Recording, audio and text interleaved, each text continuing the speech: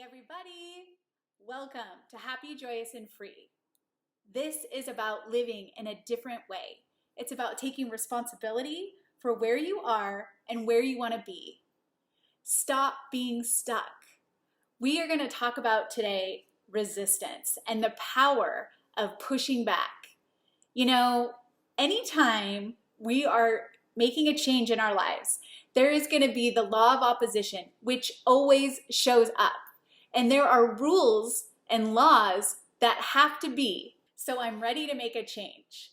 And I know exactly where I'm going. I've planned it out and I can see where I'm going and I start on my journey. And then wham, I hit my head against a wall.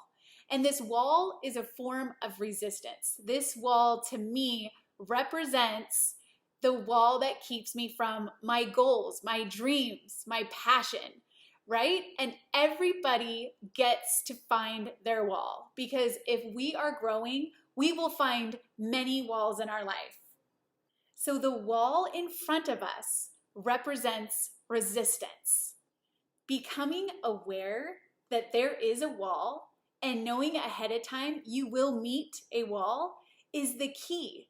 Awareness is the key. If we know we are going to meet up against this wall that's going to keep us from moving forward, then we can plan and we can understand why the wall shows up.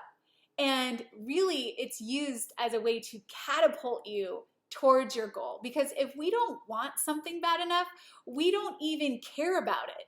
So part of the struggle of getting through the wall and walking forward and moving forward and leveling up to another degree of happiness and freedom comes from the satisfaction of working towards something. So there's a couple rules about resistance I want to talk about first. Okay, so it is a law. The law of opposition means that it has to come alive. It has to be there. Anytime we're going from a lower level to a higher level, resistance will show up.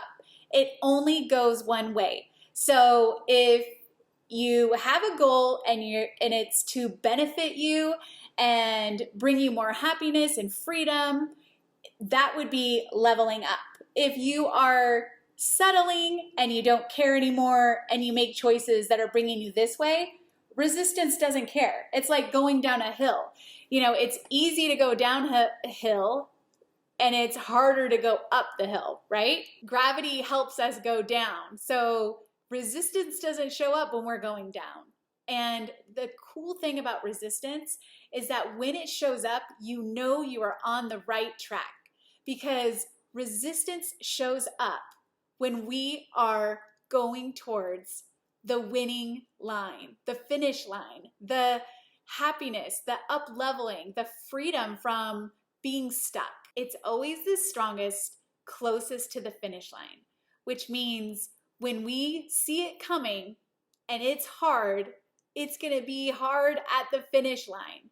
And we can be aware and know what's coming ahead of us so that when we hit that wall, we have the tools to go through it. And we're going to talk about all kinds of ways to get through the wall.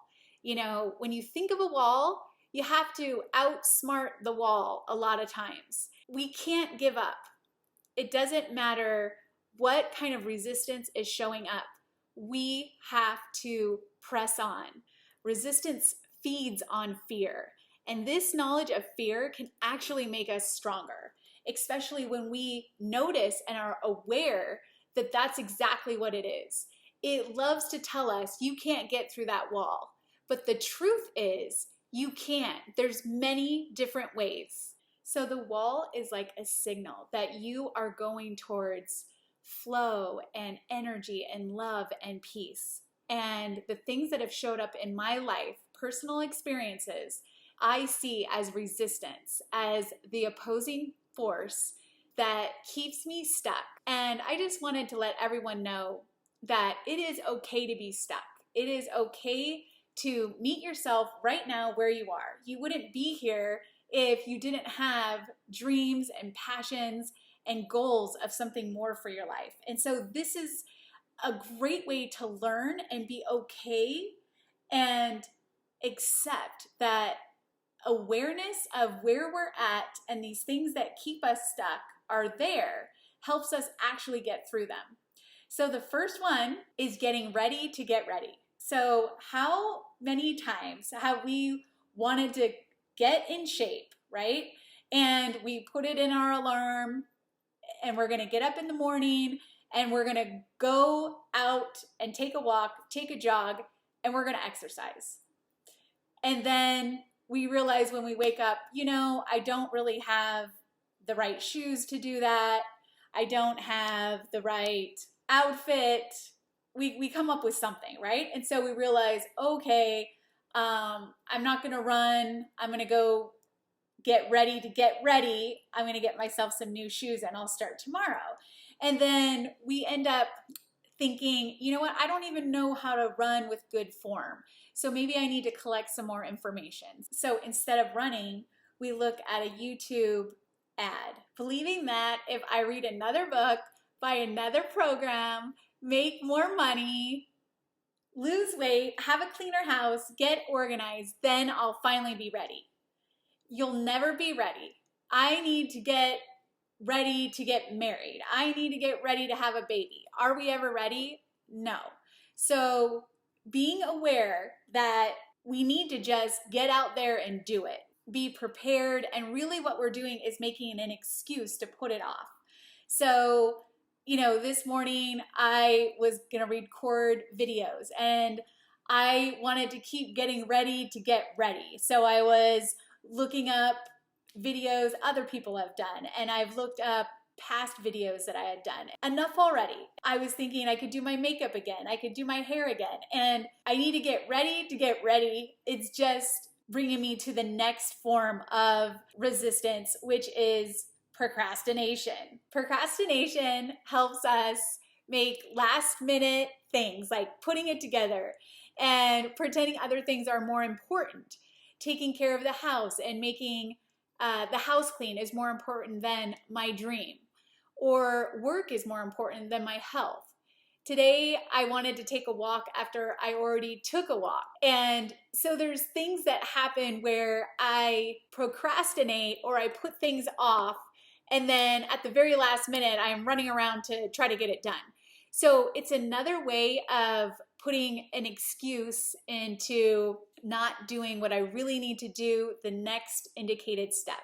So what we do when we procrastinate is we put off things that aren't that important so that we don't do the thing that is important, like deciding to wash the car instead of make the call that you've needed to do that's been on your list, right? So we put things off that are important. So we use procrastination to not take care of ourselves. I have a friend who had a kidney stone. It was a small one, and she ignored it, and it got larger and larger to the point where she had a hydronephrosis, and it was a big problem and needed surgery. And after they couldn't figure out how to get the stone smaller in surgery, she had to have a tube out of her back. And she procrastinated of taking care of this little kidney stone until it turned into this big kidney stone, right? And then to top it off, she still wanted to put her health to the side. She still wasn't willing to do what she needed to do to rest and take it easy so that she could get better. She still felt like she needed to go to work. That's what we do. We put things off that are important, and we look at other things as being more important. In that situation, her health is the most important thing on the line, not going to work. And we use procrastination towards the things that are really important. We put them off, and we don't want to do that. We need to be aware of our signals and these behaviors and these patterns that keep us from really being where we need to be. And that means we have to figure out how to prioritize so that we don't fall in the trap of procrastination. Procrastination keeps us stuck and the same. And in this case with my friend, if we don't have our health, what do we have? So procrastination in this situation literally could keep her from doing anything that she wanted, because if she would have waited any longer, she could have been septic in an intensive care unit. So we're talking about our health, and procrastinating as far as taking care of our health is horrible because it affects not only us, it affects the people that love us. Okay, the next one is illness. So illness does show up as a wall to keep us stuck, okay? So when we want to get somewhere and an illness shows up, okay, now remember, the wall is a signal that we're on the right path. So when illness shows up, we need to make sure that we are aware that this could be a form of resistance stopping us and keeping us stuck from our dreams. Remember, it also gets the worst towards the finish line. And so illness is a way to kind of keep us safe, because then we don't have the fear of rejection. We have the fear of failure. We can use our illness as an excuse, because the closer we get to the finish line, our brain wants to keep us safe. Because if we are successful, that means there's going to be change. And that means that could affect our money, our relationships, and our health, right? And so it's a way that our body actually is trying to protect us. Our subconscious mind wants to protect us. And so this is what happens. We can get sick, to use that as an excuse so that we don't have to keep moving forward. Getting divorced was a big deal. It was a big change, and I was scared, and it would have been easier to stay married and have him help me with my hip, because I was going to need surgery, and this was going to be the first time I was going to be alone. And so it was a big deal to continue forward with the divorce papers, even though I knew I needed surgery, I was going to need help, and I was going to be alone. And I couldn't let the illness that was real keep me from moving forward. And for me, this was the next indicated step. I've also used illness as a way to distract me. So if I have neck pain, then I don't have to write my book. If I have ankle pain, then I don't have to keep walking and meet my physical goals of working out. I can get sick in ways that gives me an out. How about not sleeping or insomnia? So when we don't get a good night's rest, do we use that as an excuse for the way we perform the next day? And it could be the way the body and the brain is actually reacting to what's being expected of us ahead of time. Illness is a tricky one, because it's a red flag that something's going on. Your body's giving you a signal, and yet it could be keeping you from moving forward. So again, we want to just keep realizing that we're collecting information. It's an awareness. I like to say to my body, isn't that interesting that you don't want to go to sleep tonight? That you're taking away from the great day I'm going to have tomorrow. Isn't that interesting that you want to do that? And sometimes we can even, we're going to talk about this more and more, about, using logic to kind of talk to ourselves and talk to our brain about what is really going on that's creating this illness, or why do I need this excuse to move forward. So another example is getting into trouble.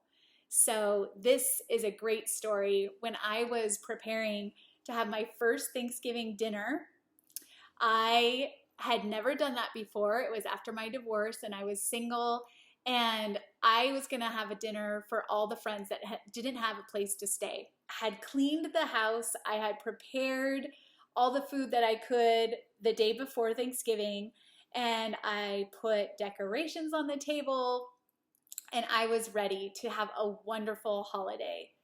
And I decided to go get a massage, and I drove over there, and as I was parking my car, I ran into a beautiful brand new BMW, and I sideswiped this car, and it was horrible. I was so depressed, and I felt bad, and I felt like it just ruined everything, So I went home and I was crying and I felt like a victim and I was feeling sorry for myself and I was mad at myself. I was saying horrible things to myself, like, how could you be so stupid to do that? And I really had to ask myself, am I going to let this accident hurt my wonderful holiday that I'm going to have tomorrow? And, I wasn't looking to get into a car accident, right? I wasn't trying to get into trouble. And this happened. And so I use this as something that happened that could have taken away from my wonderful holiday I had planned. And I didn't want my self-pity or me feeling stupid or worried about what someone else would think to ruin and spoil this beautiful holiday. So I decided that I was going to use this experience and see it and acknowledge and be aware that it was just a form of resistance to ruin my wonderful holiday. And the next day, I was able to move on and I didn't have to mention anything about my car accident. I didn't have to take away from this wonderful Thanksgiving event, and that I was able to be present for my guests. And we had a wonderful Thanksgiving. And the other side of that is that I could have definitely ruined it. I mean, I was in tears. I was so upset. I was beating myself up. And I could have used the whole day to talk about it and get their approval and get their sympathy and all of that. And I just think it would have been a much different holiday if that happened. And so it was so good to just realize, hey, this little event, this thing that I got in trouble for is just a little thing that is like a wall. It's a wall that's in front of this wonderful holiday I have planned. And I can walk through this. I can climb over to the other side and really enjoy this wonderful Thanksgiving and look at all the things that I am grateful for. Okay, so getting into trouble could be something else. It could be getting written up at work. It could be dating the wrong guy. These are different ways to kind of get in trouble, but really they're just distractions. So if I'm getting in trouble at work, maybe I'm late, maybe I'm tardy, it's not intentional, but it's a way to kind of distract us instead of putting all of our energy towards getting through the wall, getting through the resistance and that law of opposition. So we get distracted by getting into trouble, getting a parking ticket and feeling bad about that. And it takes away the energy that we had moving forward to have to deal with that. And so when we're aware and can notice, that's resistance, then we're able to keep moving forward. And we don't have to use that as an excuse or a distraction to keep our momentum going forward. Next one is drama. Yep, this is a good one. So drama can be about other people. It can be worrying about other people.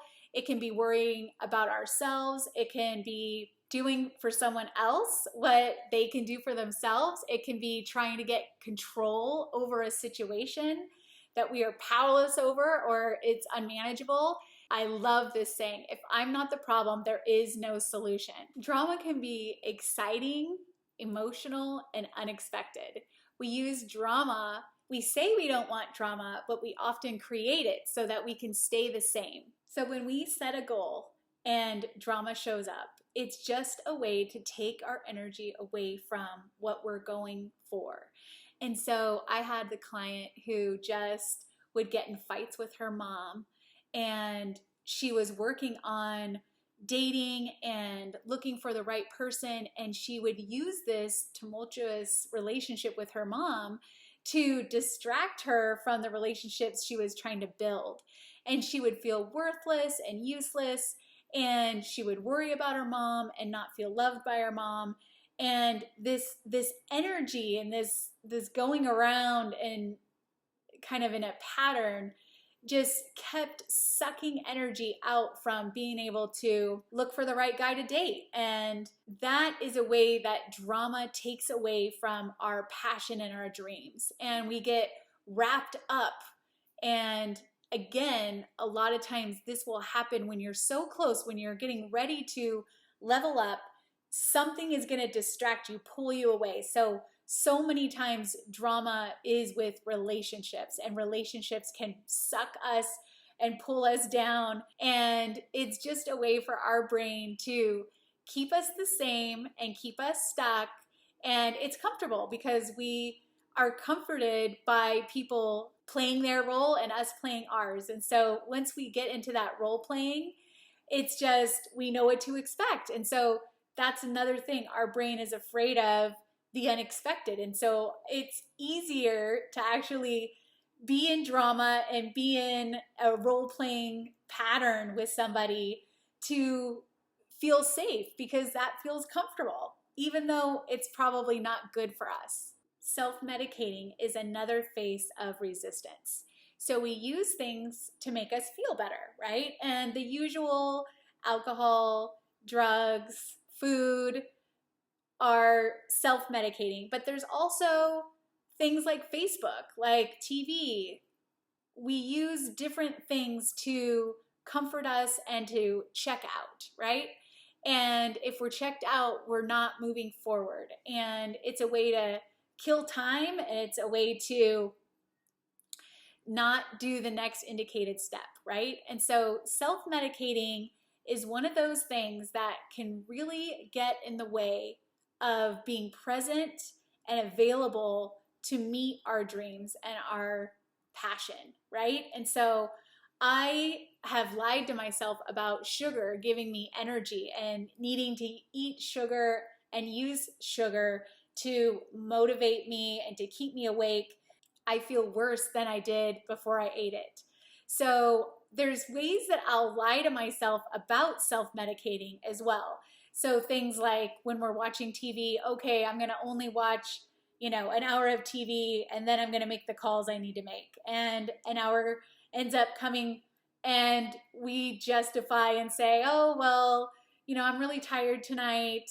I'll watch, a half hour more, and I'll make my calls tomorrow. And so what happens is self-medicating becomes addicting, because then we don't have to feel. We can just check out and not worry about where we are. And it doesn't matter to us whether we're by the wall or not. For me, what happens is it almost feels like when I'm self-medicating, I start walking backwards away from the wall. And I find this wall behind me that I can kind of rest on and settle.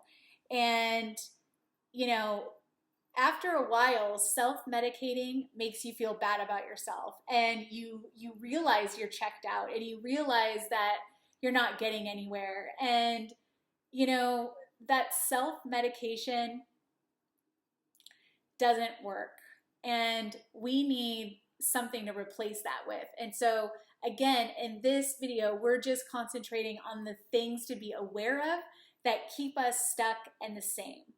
Recruiting allies is a good one for resistance, because we need people to validate our BS, right? So we recruit people to be on our side so that we don't have to keep going. And this is another way to distract us and make an excuse because we're afraid, right? Because our brain wants to keep us the same to protect us. And we are looking for ways to have someone justify what we're going through so that we don't have to keep going. We can just stay where we are. So let's say I worked a long day and I was on my feet all day and I'm tired. I will look for people to give me permission to just go home and rest and watch TV instead of working towards my goals of writing a book.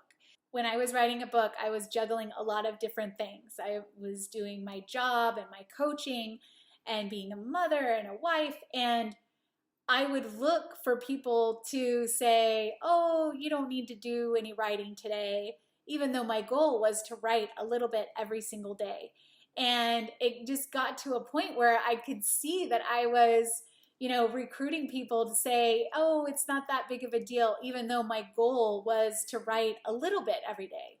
And I would recruit people to be on my side so that I didn't have to be accountable to my goal. We need people to tell us our behavior is okay so we can stay the same and stay right where we are. Taking a survey means you go around collecting information from different people to get what you want them to say. This helps you pick and choose your results.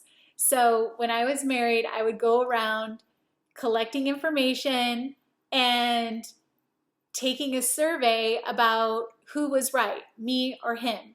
And I would just keep taking the survey until I found enough people that were on my side, just like politicians do.